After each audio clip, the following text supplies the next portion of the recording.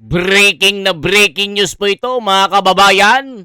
Matinding pasabog na umalingaw-ngaw sa social media. Attorney Ferdinand Topacio may binira. Marcoleta, Caro Dante, lumabas na ng kulungan. Nako po mga kababayan, ito po ang nagbabiral na balita sa social media na talagang tumindi ang usap-usapan na si Senador Marcoleta dahil kaarawan niya bukas ay lalaya na at talagang lalabas na ng kulungan. Ito po ang mga bali-balita na nasasagap natin sa mga social media. Nako po mga kababayan, panoorin hanggang dulo, lalong-lalo na ang mga kupal na basher. Mga bobolista, tangalista, pinkilista, at mga bentetista na bigas, makinig kayo. Okay, iiyak na naman kayo sa balitang ito. Ito pa mga kababayan ko. Sona ni Mimi M. Dayunyor, binatikos, dahil tila ng bubudol, magtatayo daw at magpapalipad ng isang rocket space sa pangkalawakan. Matindi mga kababayan. Kaya isa lang masasabi ni Malupiton dito. Ito po ang kanyang sinabi mga kababayan. Nako po. Ito po ang pasabog. Manggigigil kayo. May sinabi si Malupiton dito. Ito na. Ito na. Napakatapang muna tao. Bilib ako sa kakayahan mo. Diba? Mga kababayan ko, tignan nyo. Ito po. Napakatapang muna tao. Bilib ako sa kakayahan mo. Pero hindi makakalagpas sa akin yan. Kupal. Napakatapang muna tao. Ayan mga kababayan ko, napakatapang. Napakatapang na tao. Talagang kinukupal na naman tayo mga kababayan ko. Kaya dito, matinding balita ito na talagang si Senador Marcoleta, maging si Tatay Digong ay lalaya na sa ICC at papauwin na ni Sara. Yan din po ang kumakalat na balita na sumasabog. Gaya dito mga kababayan, kaarawan ni Senador Marcoleta. Happy birthday sa'yo, Caro Dante. Ginawan ka man ng masama, hindi makatwiran ang pagpapaaresto at pagpapakulong sa'yo.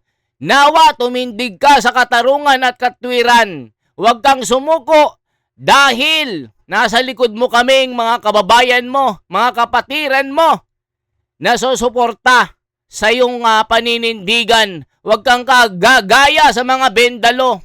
Gaya ng mga bumaliktad na Judas Estas, Barabas, para lang hindi sila mapaginitan, binenta ang kanilang kaluluwa sa mga demonyo. So dito po, Atty. Topacio, may pasabog. Matindi. Pagpapakulong kina Estrada at Marcoleta dahil sa impeachment trial. Halaka, matindi po ito mga kababayan. Panoorin po natin ang pasabog na ito. Magugulat po kayo. Ito na po. Ngayon, lahat po ng nangyayari dyan sa Senado, pagkulong ni Marcoleta, pagkulong ni Estrada, ay dahil lamang sa isang bagay, impeachment trial. At bakit mahalaga to sa administrasyon? Sapagkat wala po silang pantapat sa 2028 kay Vice President Sara Duterte. Yun lang yun. Huwag nyo na kami lokohin, Mr. Marcos, na ganito pa o ganon o ibang dahilan. Yan lang po yan eh. Lahat ng pinofloat yung pangalan, si Riz Ontiveros, si Raffy Tulfo, si Lenny Robredo, ay hindi po uubra. Kaya, you want to knock her off the race by convicting her. Yan lang naman eh. Yan ang punot dulo niyan at suma total. Attorney at Miss Ina, yung number one na gustong marinig ng taong bayan, bate na rin sa survey na lumabas ngayon, is paano ba susolusyonan, tutugunan ng administrasyon itong issue ng korupsyon. Number one, yung korupsyon issue. Ang gustong marinig, paano ba yan masusolusyonan? Para itong lahat ng mga problema natin sa bansa, talagang masolusyonan, attorney. Dahil ikaw ba'y naniniwala na lahat ng pagtaas ng mga presyo ng mga bilihin, lahat ng mga kinikerry ngayon ng taong bayan, may kinalaman yung korupsyon dito. Definitely.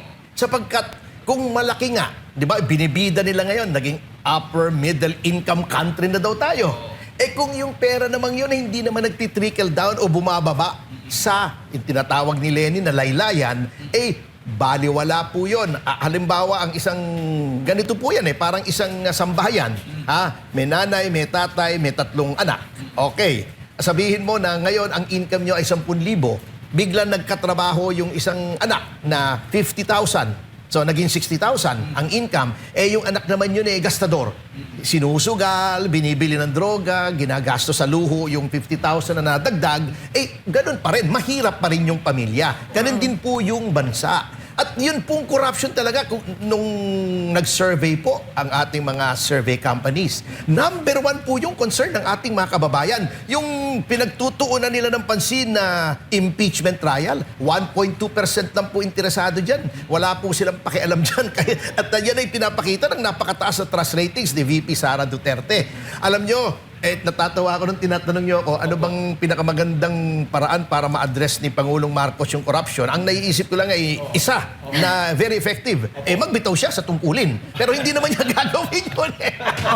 Pero kung hindi niya magagawa yun at alam naman natin hindi gagawin, magkaroon ng honest to goodness na investigasyon naman, katulad ng ICI, yung Independent Commission on Infrastructure, chuchu-chuchu, kuno-kuno, di ba? Sabi, yun daw ay hindi pakikialaman. O ano nangyari? Unang-una, walang transparency. Gumawa pa ng mga guidelines para i-livestream yung proceedings. Ano nangyari? Puro executive session. Isang witness lang ang na-livestream. Si Martin Romualdez, si Sandro Marcos, yung ibang mga kaalyado na dumalo po sa pagdinig ng ICI, puro closed door. Ngayon, yung ICI, sinasabi nila independent.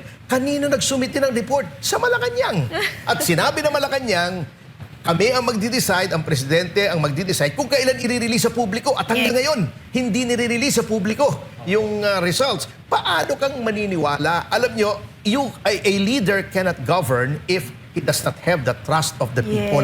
At walang ginagawa ang Pangulo na magbibigay ng pagtitiwala o magbabalik ng pagtitiwala sa kanya ng taong bayan na ibinigay sa kanya noong 2022 when he was elected with the highest number of votes. Kumbaga sa kwan, tama yung sinasabi ng iba nabudol po tayo. Ayan, mga kababayan ko, talagang nabudol nga tayo. Matindi. Ayan yung mga pasabog na balita.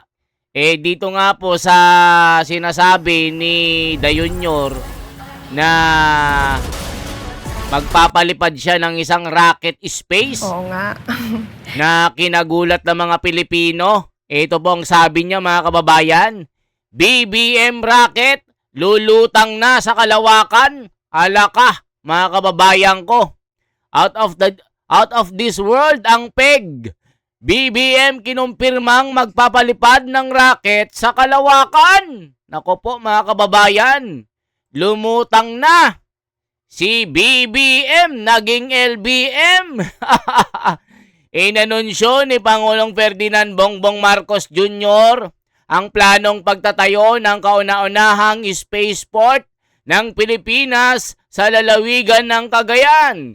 Kabilang ang pagsasagawa ng unang sounding rocket launch test sa susunod na taon sa pakikipagtulungan sa isang South Korean aerospace company. Ako po, sa kanyang ika-5 State of the Nation address, sinabi ng Pangulo na ang proyekto ay bahagi ng layunin ng pamahalaan na palakasin ang kakayahan ng bansa sa larangan ng agham, teknolohiya at space research. Yes, we are going to launch a rocket into space. A sounding rocket launch test is slated for next year in partnership with South Korean Aerospace Company. Pahayag ni Marcos. Ipinahayag ng Pangulo na ang sounding rocket ay gagamitin para sa mga siyentipikong pag-aaral at pangangalap ng datos mula sa itaas ng bahagi ng atmosfera. Inaasahan din ng pagtatayo ng spaceport ay magbubukas ng mga panibagong oportunidad para sa pananaliksik, inobasyon at pagunlad ng industriya ng kalawakan sa Pilipinas habang pinapalakas ang pakikipagtulungan ng bansa sa mga pandaigdigang katuwang sa aerospace sector. Nako po mga kababayan, binatikos po ito. Dahil nga yung mga lubak-lubak na kalsada, mga flood control na pagnanakaw, mga ispa-ispalto at butas-butas na mga kanal natin na puro baha.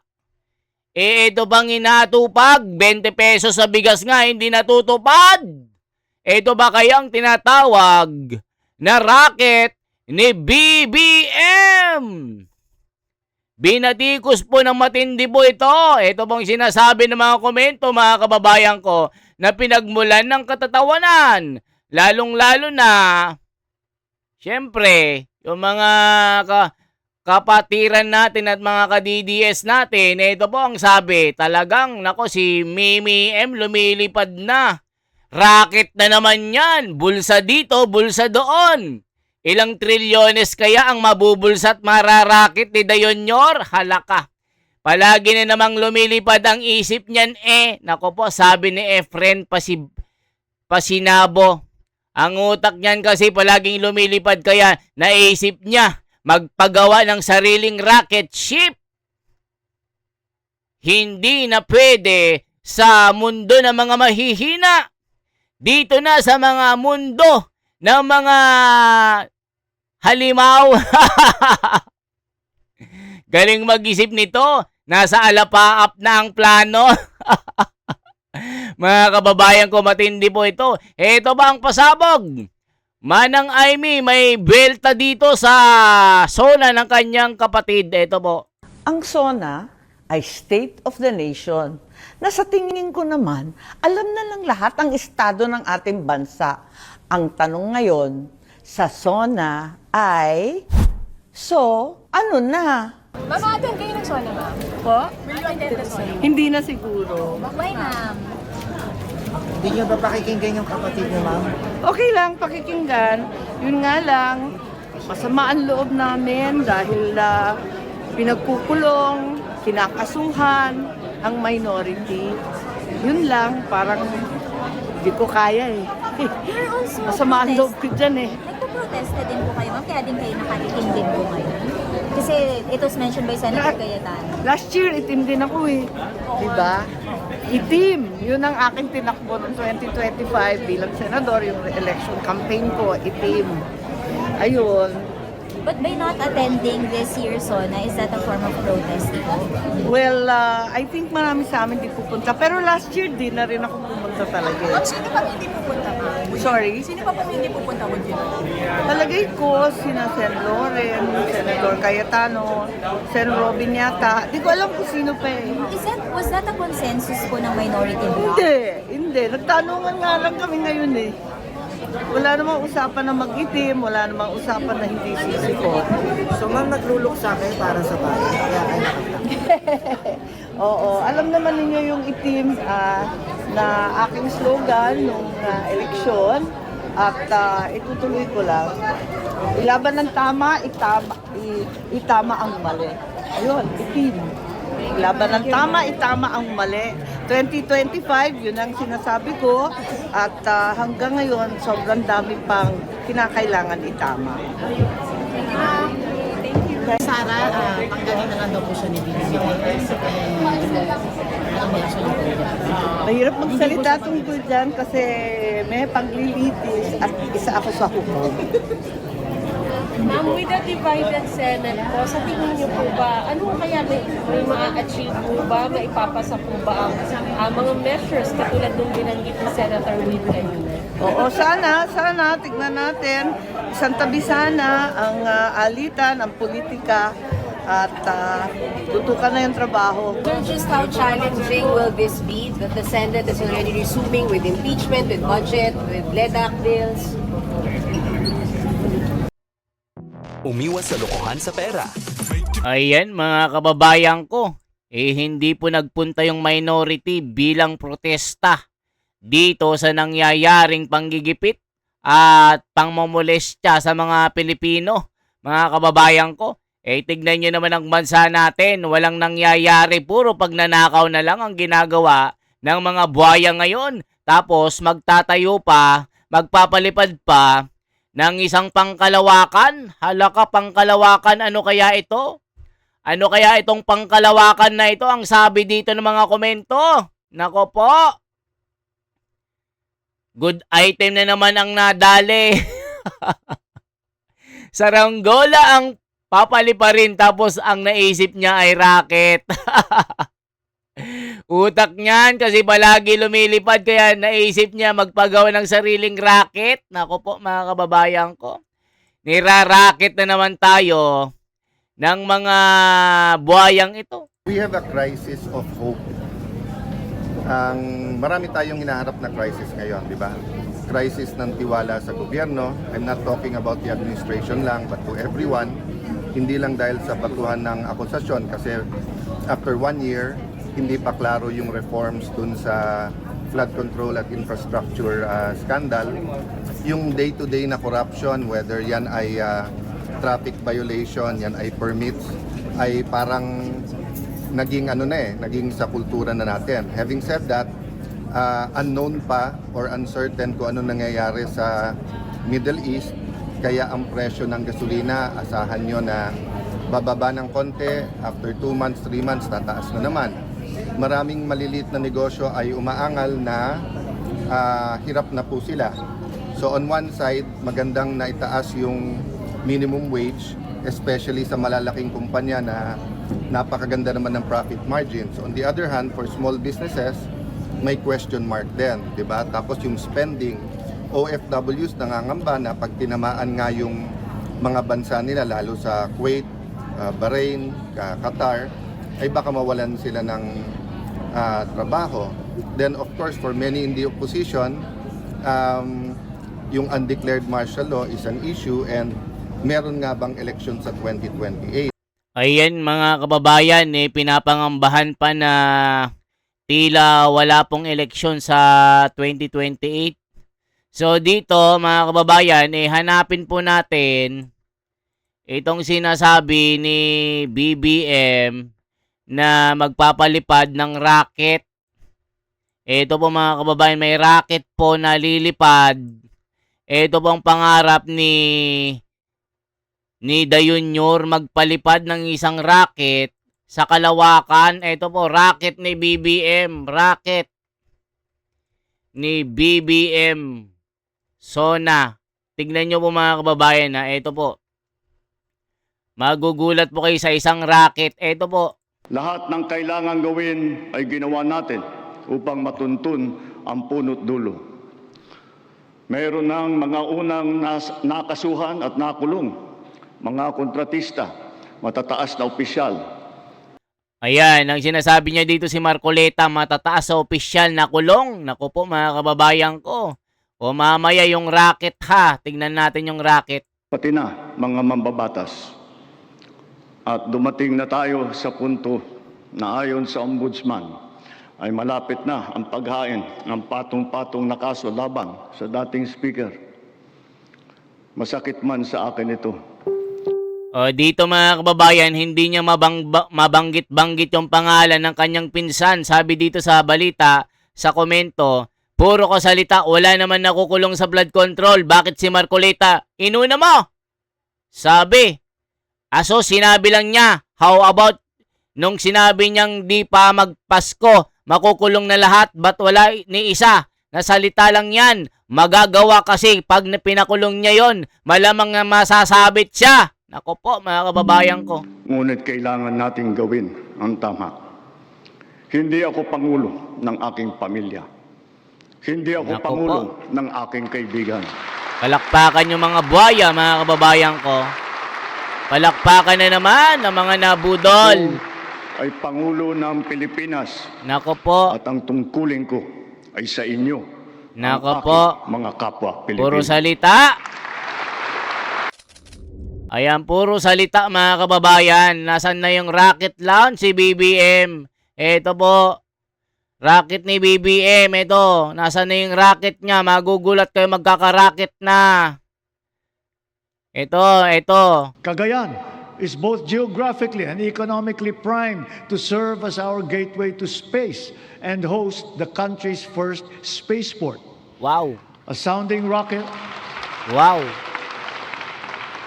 A sounding rocket launch test is slated for next year. Wow. Yes, we are going to launch a rocket into space. Wow. Wow. This we will do in partnership with the South Korean aerospace company. Wow. Galing. We do not have to look or sail very far to find dependable allies. Wow. ASEAN is our safe harbor, Wow. within which we share not only mutual proximity, but affinity. During our chairship of the ASEAN, Cagayan is both geographic. So dito mga kababayan, kakalimutan na ang flood control issue at raraketin na lang sa kalawakan. Sana mura lang pamasahe papuntang space. Sabi dito, nasa space na siya. Yung flood control, kinalimutan na niya. Aanuhin natin ang pang-launch ng rocket. Ako po. Space rocket, MRT muna Baclaran to Cavite. Di pa natatapos, tas rocket na naman ang racket mo. Nako po. Dahil pumaldo, si Da Junior, tudomon na siya. Ano yan? The personal property of Elon Musk. Ako po, Heis, buti na lang talaga. Salamat, Junior, at madami pang susunod dyan. Makukulong, nako po. Resolbihin mo ng flood control. Bakit rocket ang inaatupag mo? Bakit si Marcoleta ang pinakulong mo? Ala ka. Di nga maayos yung airport, space pa. Nako po. Yung tren nga, di mo magawa, punta ka pa ng space. Nako po, Diyos ko, space, pinagmamalaki mo. Sobra na nga hirap ng mga kababayang Pilipino. Gastos ang hanap mo. Unahin mo na sa land. Binabaha madalas dahil sa ulan yung space trial and error. Pero billions yan. Nako po mga kababayan ko. Matindi itong pangarap na BBM. Bubuduli na naman tayo. Yung flood control issue, kakalimutan na.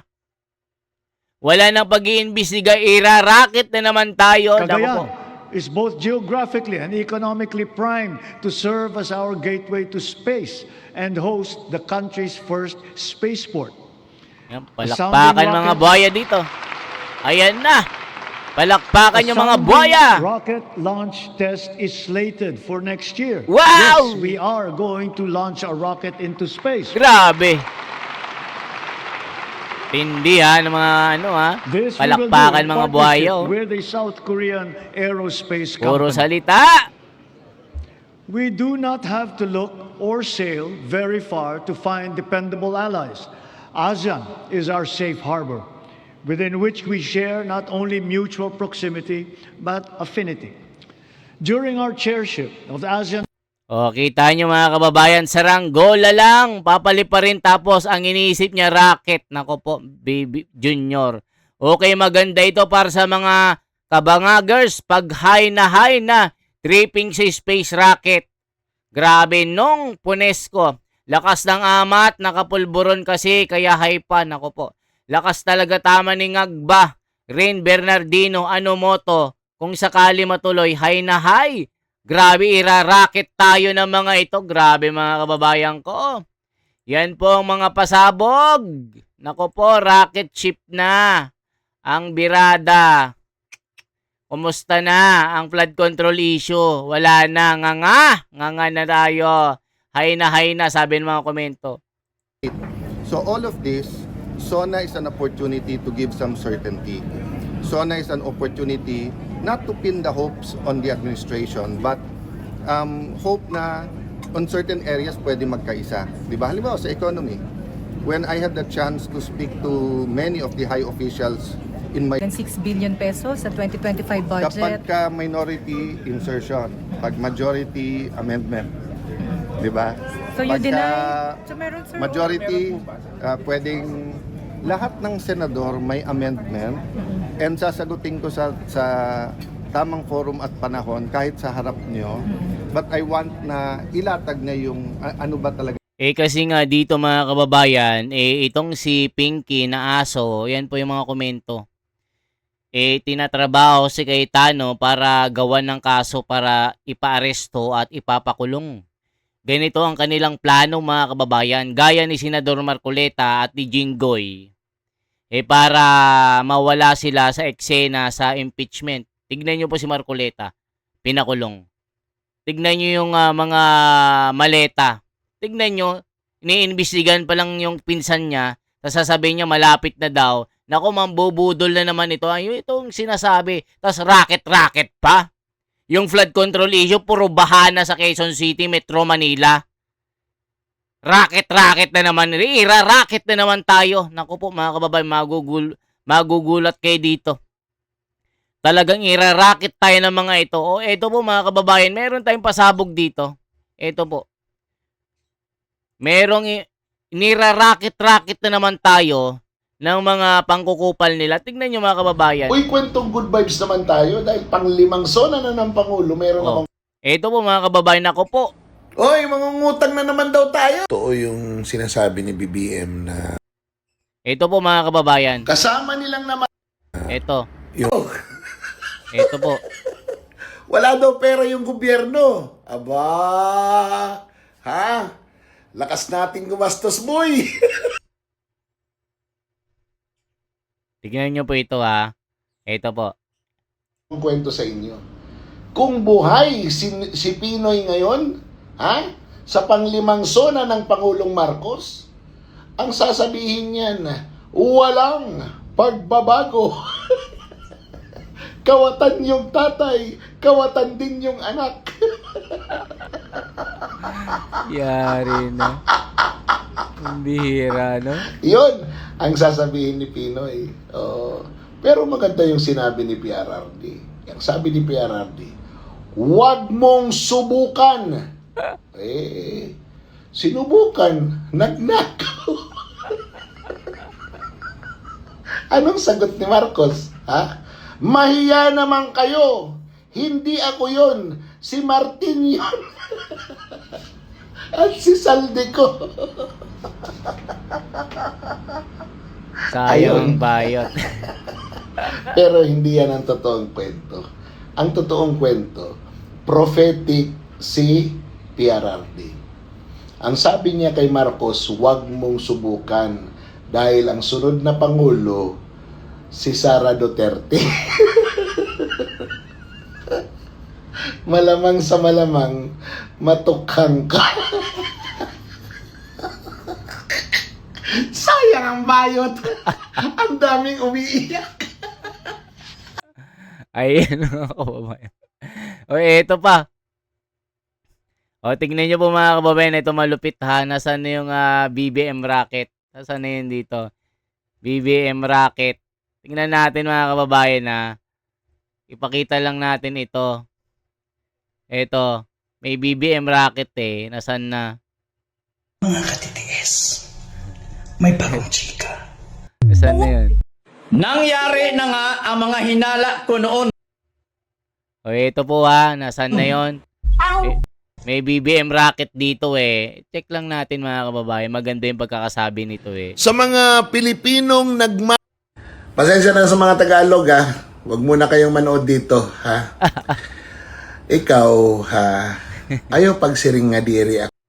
Sa tingin nyo, magkakaroon pa ng investigasyon ng flood control sa Blue Ribbon Committee? Eto Hindi na.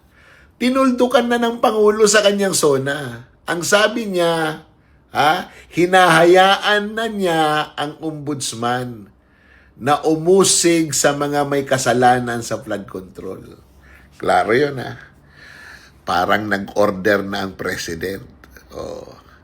Susunod yan ang Senado. Siyempre! O ngayon, hindi na natin malalaman yung kay Pangandaman, wala na yun. kay Gib Olaybar, Wala na. kay Finish na. Persamin, di ba? Finish na yan. Yung mga maleta, kung tumanggap ba talaga ang Pangulo, Wala paano yung mga text message na yun, wala na. Finish na yan. Hindi na. Bakit? Kasi ang ombudsman na mag-iimbestiga. Nako po. At ang isasagot lang ng ombudsman, susundan namin where the evidence Nako leads po. us. Yari. At saan papunta yung ebidensya? papunta lahat doon sa kalaban nila. Nako po. Ngayon, ang ebidensya papunta na doon kay Alan Cayetano. Nako po, yari. Diba? Yan yung sinasabi natin. Diba? Oh. Papunta doon sa mga hindi nila kakampi. Yung sinasabi natin. Diba? Sunod yan, papunta na yan doon kina Pulong, Baste. Grabe, ano? Yun yung mga ebidensya nila. Yung O, sinasabi hindi na natin. ngayon napupunta doon sa Trigib Olaybar, Wala na. kay Sayang na. Bersamin, kay Pangandaman, di ba? O, kay Marcos. Nako po. Kay Sandro Marcos, wala na. Wala na, no? Iba na. Grabe sila, ano? Budol talaga sila. Ibang-iba ka na nga. Sayang ang bayot! Dadalhin na lahat yan ng racket. Papuntang Grabe, Kalawakan. rarake. Sayang ang bayot. Grabe ginawa ni Junior, no? Sabi ko na nga ba na drama eh. Oh, sabi ko sa inyo eh. Bakit? Ayan. Ayan oh. Drama talaga. Pagkatapos ng SONA, naglabas kaagad ng reaksyon si Martin Romualdez. Parang alam na alam niya na ganon ang gagawin ng Pangulo. O ito sinabi niya, masakit man ito sa aming pamilya, iginagalang ko ang naging pahayag ng Pangulo. Hindi ako kailanman humingi ng pabor o espesyal na pagtrato. Sang-ayon ako na gawin natin ang tama. Ang tama ay ang sumunod sa proseso at hayaan ang ebidensya ang magsalita. Ayan mga kababayan, halatado naman eh. Hindi naman natanga ang mga Pilipino. Hindi tanga yung mga nasa katwiran at katotohanan. Huwag nyong bobohin, huwag nyong gawing no read, no write. Hindi pa nakakaintindi ang mga Pilipino. Totoo na drama lang ito, mga kababayan ko. Kaya paglabas si Marcoleta, yari sila dito, mga kababayan. Yan ang itaga nyo sa bato. Luluhod din ang mga tala. Nako po, kasi birthday niya eh. Lalaya daw di umano eh. Naninindigan akong wala akong ginawang anuman labag sa batas at handa akong patunayan ito. Maraming salamat. Parang hindi karakter ni Martin Romualdez yan. Di ba? Naalala ko yung away nila ni Chis Escudero nang siya pa ng speaker at si Senate President si Escudero. Grabe away nila. From impeachment hanggang sa naging personalan sila. Di ba? Oh, grabe yun. And Martin Romualdez talagang really fought hard na hindi madama yung kanyang pangalan. And Chis Escudero, talagang pinangalanan siya the name that cannot be mentioned. Di ba? Hindi tumahimik si Martin doon. O nung ngay Saldico, di ba? Sumagot siya. O nung magpahayag na siya yung may kasalanan, lumabas siya at nagsalita siya na ang executive ang may kinalaman. O, bakit biglang susunod ako sa proseso? Ano bang pinag-usapan ninyo? Sasabay ka rin ba doon sa racket? Papuntang Kalawakan? Ano Grabe, na ba ang no? nangyayari sa Pilipinas? Ang mga tao hindi ninyo maluloko. Totoo yan. Sabi ni Marcos, 25 billion na raw ang nasoli. Nako po. Galing doon sa mga na-recover na pera sa flood control scandal. Nako po.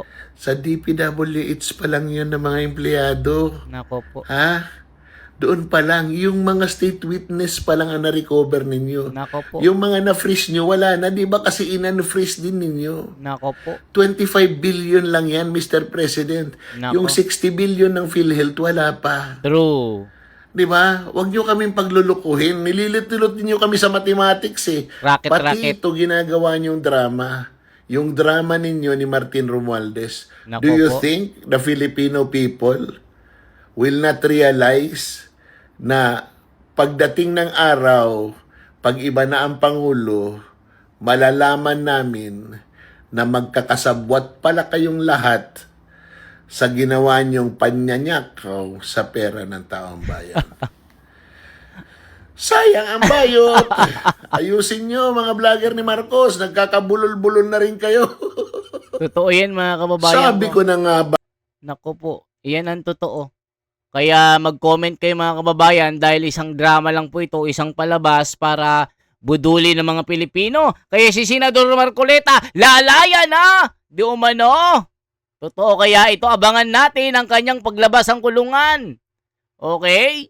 Yan lamang po ang ating bahagi mga kababayan at shoutout sa inyong lahat, Ma'am Mirna Aura, Gaspar Beltran at mga kababayan natin na tuloy-tuloy na nanonood. Kaya ito po, Neri Ruiz, ayan. Silvia Ibanez, Saudi Arabia. O, tingnan nyo. Diba? Shoutout sa inyo mga kababayan. Salamat po sa inyong suporta. I-like at i-share ang video ito. At salamat po. I-share nyo po ito mga kababayan para po tuloy-tuloy po ang ating paggawa ng mga comment na ito. Okay po.